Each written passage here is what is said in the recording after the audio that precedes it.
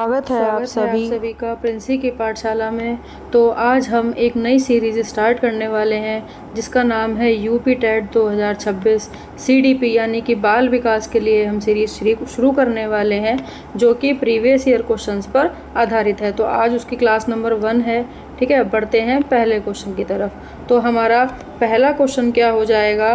पहला क्वेश्चन होने वाला है हमारा, क्रिया प्रसूत अनुबंधन के सिद्धांत का प्रतिपादन किसने किया? यानी कि बताएंगे कि क्रिया प्रसूत अनुबंधन का सिद्धांत किसने दिया। तो इसका आंसर हमारा हो जाएगा स्किनर ने। क्रिया प्रसूत अनुबंधन का सिद्धांत जो है हमारा स्किनर ने दिया है। ठीक है, बात करेंगे हल ने कौन सा सिद्धांत दिया है। तो हल ने हमारा दिया है अंतर्नोद का सिद्धांत। ठीक है, क्या दिया है? अंतर्नोद का सिद्धांत हल ने दिया है। ठीक है, नेक्स्ट क्वेश्चन की तरफ बढ़ते हैं। एक सेकंड रुकेंगे, थोड़ा सा पेन कम कर लेते हैं। ठीक है, नेक्स्ट क्वेश्चन की तरफ बढ़ेंगे। नेक्स्ट क्वेश्चन है, ब्लूप्रिंट का सिद्धांत किसने दिया है? ठीक है, तो बताएंगे ब्लूप्रिंट निम्नलिखित में से किसका एक महत्वपूर्ण घटक है। तो ब्लूप्रिंट किसका घटक है?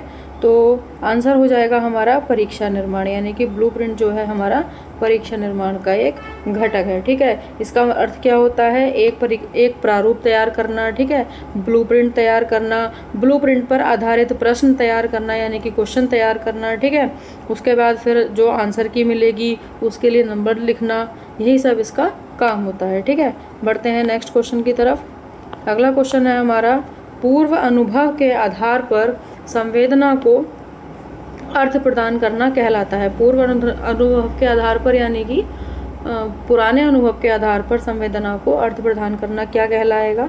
तो बताएंगे विचार कहलाएगा, प्रत्यक्ष ज्ञान, याद या फिर कल्पना। तो इसकी कहलाता है हमारा प्रत्यक्ष ज्ञान। ठीक है, तो इसका मतलब होता है कि जब हम उत्तेजना में कुछ महसूस करते हैं और जब उन्हें जोड़ा जाता है तो यह प्रत्यक्ष ज्ञान बन जाती है। ठीक है, नेक्स्ट क्वेश्चन की तरफ बढ़ते हैं। अगला क्वेश्चन है हमारा, विकास नई विशेषताओं और नई क्षमताओं में परिणत होता है। यह कथन किसके द्वारा दिया गया है? बताएंगे गेसेल के द्वारा, हरलॉक के द्वारा, मेरेडिथ या फिर डगलस और हॉलैंड के द्वारा। तो यह कथन दिया गया है का हरलॉक के द्वारा। ठीक है, तो ऑप्शन नंबर बी इसका आंसर हो जाएगा। ठीक है ना, बढ़ते हैं नेक्स्ट क्वेश्चन की तरफ। अगला क्वेश्चन हमारा हो जाएगा, सीखने में प्रयास एवं भूल के सिद्धांत का प्रतिपादन किसने किया? सीखने में प्रयास और भूल का सिद्धांत यानी कि प्रयास और त्रुटि का सिद्धांत जो है आपका वो किसने दिया है? बताएंगे प्रयास और त्रुटि का जो सिद्धांत है आपका थॉर्नडाइक ने दिया है। ठीक है, इन्होंने 3 नियम बताए हैं। तत्परता का नियम, 3 नियम बताए हैं इन्होंने इस सिद्धांत में, तत्परता का नियम, अभ्यास का नियम और प्रभाव का नियम। ठीक है, बढ़ते हैं नेक्स्ट क्वेश्चन की तरफ। तो ऑप्शन नंबर 3 आपका सही आंसर हो जाएगा। नेक्स्ट क्वेश्चन है हमारा, विकास की पूर्व संक्रियात्मक अवस्था निम्नलिखित में से किसके द्वारा प्रस्तावित की गई? बताएंगे पूर्व संक्रियात्मक अवस्था किसके द्वारा दी गई है? तो ये तो सबको पता ही है, जीन पियाजे के द्वारा इन्होंने 4 अवस्थाएं बताई हैं। ठीक है, कितनी अवस्थाएं बताई हैं इन्होंने? 4 अवस्थाएं। पूर्व संक्रियात्मक अवस्था जो है वो 2 से लेकर के 7 साल तक की अवस्था है। ठीक है, 2 से लेकर के 7 साल तक की अवस्था है। ठीक है, बढ़ते हैं नेक्स्ट क्वेश्चन की तरफ। अगला क्वेश्चन है हमारा, औसत बुद्धि वाले बच्चों का आईक्यू स्तर किसके बीच होगा? बताएंगे औसत बुद्धि वाले बच्चे कौन सी रेंज में आएंगे? 70 से 79, 110 से 114 या फिर 90 से 109 या फिर 80 से 89। तो बताएंगे औसत वाले पूछ रहा है, यानी कि एवरेज बच्चा कौन से बुद्धि लब्धि में आएगा? तो औसत वाला बच्चा जो आएगा वो 90 से लेकर के 109 में आएगा। ठीक है, 90 से लेकर के 109 में। इसका एक फॉर्मूला होता है, क्या एक फॉर्मूला होगा इसको निकालने का? यानी कि मानसिक आयु, बुद्धि लब्धि निकालने का फॉर्मूला है मानसिक आयु बटे में लिखेंगे आपकी जो है वास्तविक आयु, मानसिक आयु बटे वास्तविक आयु इंटू 100। ठीक है, ये बुद्धि लब्धि निकालने का फॉर्मूला है। नेक्स्ट क्वेश्चन की तरफ बढ़ते हैं। अगला क्वेश्चन है, बुद्धि का तरल मॉडल किसके द्वारा प्रस्तावित किया गया है? बताएंगे कैटल द्वारा, थॉर्नडाइक द्वारा, बर्नन या फिर स्किनर के द्वारा। तो बुद्धि का जो तरल मॉडल है वो रेमंड भी कैटल के द्वारा दिया गया है। ठीक है, किसके द्वारा दिया गया है? रेमंड भी कैटल के द्वारा। ठीक है, ठीक से टिक कर लेते हैं एक बार। तो बुद्धि का जो तरल मॉडल है वो रेमंड बी कैटल के द्वारा दिया गया है। ठीक, नेक्स्ट क्वेश्चन की तरफ बढ़ते हैं। अगला क्वेश्चन है हमारा, निम्न में से कौन सा शारीरिक विकास का एक प्रमुख नियम है? बताएंगे इन चारों में से कौन सा शारीरिक विकास का नियम है? मानसिक विकास से भिन्नता का नियम, अनियमित विकास का नियम, द्रुतगामी विकास का नियम, या फिर नियम और संवेगात्मक विकास से संबंध का नियम। तो आंसर हो जाएगा हमारा द्रुतगामी विकास का नियम जो है वो शारीरिक विकास का एक प्रमुख नियम है। ठीक है, अगले क्वेश्चन की तरफ बढ़ते हैं। निम्न में से कौन सा विकास का सिद्धांत नहीं है? बताएंगे विकास का सिद्धांत कौन सा नहीं है। नहीं वाले क्वेश्चन पर हमें ज़्यादा फोकस करना है। ठीक है, तो विकास का सिद्धांत, निरंतरता का सिद्धांत, परस्पर तक का सिद्धांत, समान प्रतिमान का सिद्धांत, ये तीनों हमारे विकास के सिद्धांत होते हैं। ठीक है, अनुकूलित प्रत्यावर्तन का कोई सिद्धांत नहीं होता है। ठीक है, यही हमारा आंसर है। नेक्स्ट क्वेश्चन की तरफ बढ़ते हैं। नेक्स्ट क्वेश्चन है हमारा, बच्चों के सामाजिक विकास को प्रभावित करने वाले कारक क्या हैं? बताएंगे सामाजिक विकास को प्रभावित करने वाले कारक कौन कौन से होते हैं? आर्थिक तत्व, सामाजिक पर्यावरणीय तत्व, शारीरिक तत्व, या फिर पंचानुगत तत्व। तो सामाजिक विकास को प्रभावित करने वाले कारक हो जाएंगे हमारे सामाजिक पर्यावरणीय तत्व। ठीक है, ऑप्शन नंबर बी हमारा सही आंसर हो जाएगा। ठीक है, नेक्स्ट क्वेश्चन की तरफ बढ़ते हैं। अगला क्वेश्चन है हमारा, शिक्षण हेतु मस्तिष्क उद्वेलन विधि का प्रयोग निम्न में से किसके सुधार हेतु किया जाता है? ठीक है, तो बताएंगे मस्तिष्क उद्वेलन विधि का प्रयोग किसके सुधार के लिए किया जाता है? तो इसका आंसर हो जाएगा सृजनात्मकता यानी कि क्रिएटिविटी। ठीक है, नेक्स्ट क्वेश्चन की तरफ बढ़ते हैं। अगला क्वेश्चन है हमारा, मैकडोगल के अनुसार वृत्ति की संख्या कितनी है? वृत्ति मैकडोगल ने बताई है, उनकी संख्या कितनी बताई है? तो बताएंगे कितनी? मैकडोगल ने 14 वृत्ति बताई हैं। ठीक है, 14 के मैं आपको एक बार नाम बोल देती हूँ। ठीक है, पहली है बचना, दूसरा है मुकाबला करना, तीसरी है प्रतिकर्षण, चौथी माता पिता की वृत्ति, पांचवी है अपील, छठी है सेक्स, सातवीं है जिज्ञासा, आठवीं है प्रस्तुत करना, नौवीं है आत्मपरिचय, और 10वीं है स्वच्छंदता या झुंड वृत्ति, 11वीं होने वाली है हमारी भोजन की तलाश, 12वीं होने वाली है हमारी अधिकरण, और 13वीं निर्माण, और फिर 14वीं है हमारी हंसी। ठीक है, तो 14 वृत्तियाँ मैकडोगल के द्वारा बताई गई हैं। ठीक है, बढ़ते हैं नेक्स्ट क्वेश्चन की तरफ।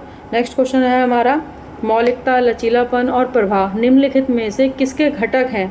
बताएंगे मौलिकता, लचीलापन और प्रवाह किसके घटक हैं? व्यक्तित्व के, अभिप्रेरणा के, सृजनात्मकता के, या फिर बुद्धि के? बताएंगे किसके हैं? तो जो हमारे मौलिकता, लचीलापन और प्रवाह हैं ये हमारे सृजनात्मकता के घटक हैं। ठीक है, नेक्स्ट क्वेश्चन की तरफ बढ़ते हैं। अगला क्वेश्चन है हमारा, कुत्ता किसके प्रयोग में प्रयोग करता था? बताएंगे कुत्ते का प्रयोग किसने किया था? कुत्ते के ऊपर प्रयोग याद होगा आपको, तो स्किनर नहीं, कोहलर ने भी नहीं, थार्नडाक ने भी नहीं किया था, पावलोव ने किया था। ठीक है ना, पावलोव ने जो है शास्त्रीय अनुबंधन का सिद्धांत दिया था कुत्ते के ऊपर प्रयोग करके। ठीक है, नेक्स्ट क्वेश्चन की तरफ बढ़ते हैं। अगला क्वेश्चन है हमारा, MMPI एक परीक्षण है जिसका उपयोग निम्न में से किसको मापने के लिए किया जाता है? ठीक है, तो बताएंगे MMPI क्या है? तो MMPI जो है वो व्यक्तित्व यानी कि पर्सनैलिटी को मापने का एक परीक्षण है। ठीक है, इसमें जो है 567 कथन होते हैं। कितने होते हैं? 567, 5, 6, 7 जो है कथन होते हैं, जैसे कि मुझे विश्वास है कि मेरे खिलाफ साजिश रची जा रही है।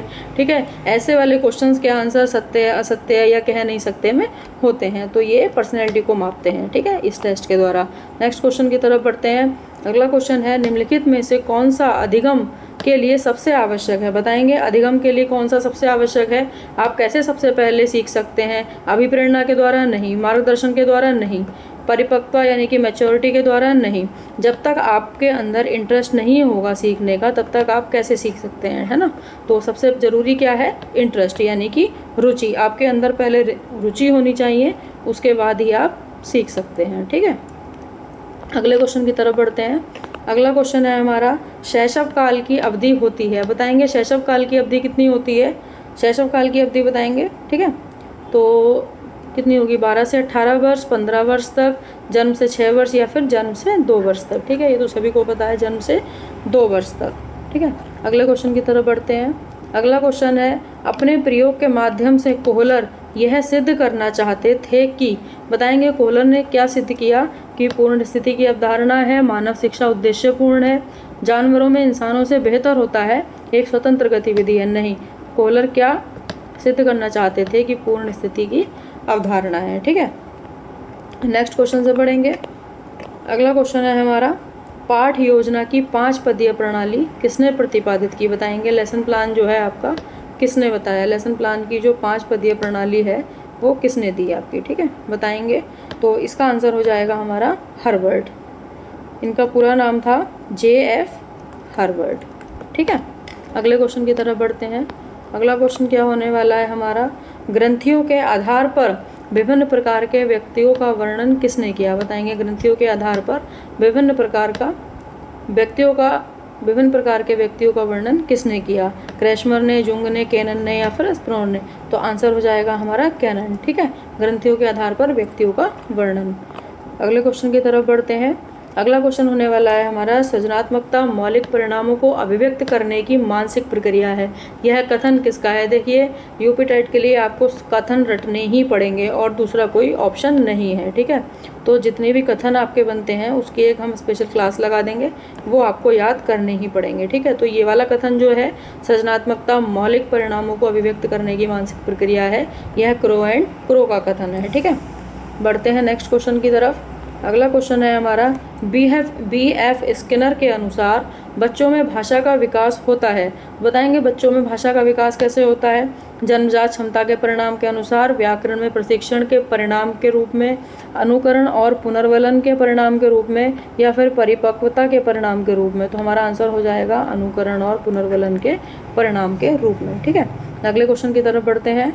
अगला क्वेश्चन है हमारा, वृत्ति को 14 प्रकारों में वर्गीकृत किया गया है। अभी एक क्वेश्चन था कि मैकडूगल ने कितनी वृत्ति बताई हैं, तो अब सेम क्वेश्चन है, बस थोड़ा सा घुमा दिया है कि जो 14 वृत्ति थी, 14 प्रकार जो थे उनको किसने दिया है? तो ये सिंपल आंसर हो जाएगा मैकडूगल के द्वारा, ठीक है। अगले क्वेश्चन की तरफ बढ़ते हैं। अगला क्वेश्चन होने वाला है हमारा, किसी दूसरी वस्तु की अपेक्षा एक वस्तु पर चेतना का केंद्रीकरण अवधान है, ठीक है। अवधान के ऊपर क्वेश्चन है, बताएंगे। किसी दूसरी वस्तु की अपेक्षा एक वस्तु पर चेतना का केंद्रीकरण अवधान है, यह कथन किसका है? तो यह कथन किसका है? डम्बेल का। ये तो याद ही करना पड़ेगा, ठीक है। कथन वाले जो हैं आपको सारे रटने पड़ेंगे, डम्बेल का, ठीक है। तो नेक्स्ट क्वेश्चन की तरफ बढ़ते हैं। इनमें से किसका नाम सुजनन शास्त्र के पिता से संबंध है? बताएंगे। सुजनन शास्त्र के पिता कौन है? सिंपल सीधे आंसर हो जाएगा इसका गाल्टन। मैंने भी बहुत सारे क्वेश्चन जो है रटे थे जब यूपी टेट का एग्ज़ाम दिया था, तो आपको भी ये जो है कथन वाले तो याद ही करने पड़ेंगे, है ना। बढ़ते हैं नेक्स्ट क्वेश्चन की तरफ। अगला क्वेश्चन है हमारा, 12 वर्ष से 16 वर्ष के बच्चों के लिए हिंदी में S जालोटा ने कौन सा परीक्षण प्रतिपादित किया? अब ये बिल्कुल नया नाम है यूपी टेट के लिए, है ना, तो करना पड़ेगा। अशाब्दिक बुद्धि परीक्षण, सामान्य मानसिक योग्यता परीक्षण, आर्मी अल्फा परीक्षण या फिर चित्रांकन परीक्षण? तो S जालोटा ने जो दिया था वो सामान्य मानसिक योग्यता परीक्षण दिया था, ठीक है। अगले क्वेश्चन की तरफ बढ़ते हैं। अगला क्वेश्चन होने वाला है हमारा, बुद्धि के द्विकारक सिद्धांत का प्रतिपादन किसने किया? बताएंगे। थॉर्नडाइक, स्पीयरमैन, बर्नन या फिर स्टर्न? तो किसने किया था? स्पीयरमैन ने, ठीक है। बुद्धि के द्विकारक सिद्धांत का वर्णन। नेक्स्ट क्वेश्चन की तरफ बढ़ते हैं। कोहलर निम्न में से किससे संबंधित है? बताएंगे। कोहलर कौन सा सिद्धांत है? कोहलर का अभिप्रेरणा का सिद्धांत नहीं, व्यक्तित्व का भी नहीं है, विकास का भी नहीं है। कोहलर ने तो अधिगम का सिद्धांत दिया था, ठीक है। ये बात तो सबको पता है ना। नेक्स्ट क्वेश्चन की तरफ बढ़ते हैं। संघर्ष क्या है? इसका आंसर जो है आप मुझे कमेंट बॉक्स में देंगे। ये आपके लिए होमवर्क का क्वेश्चन है, कमेंट बॉक्स में इसका आंसर देंगे, ठीक है। तो कैसी लगी सीरीज़ प्लीज़ बताएं। और CDP के 30 क्वेश्चंस की हमने सीरीज़ चलाई है, तो ये लास्ट क्वेश्चन है, इसका आंसर आप मुझे कमेंट बॉक्स में देंगे, ठीक है। मिलते हैं नेक्स्ट वीडियो में। Thank you so much.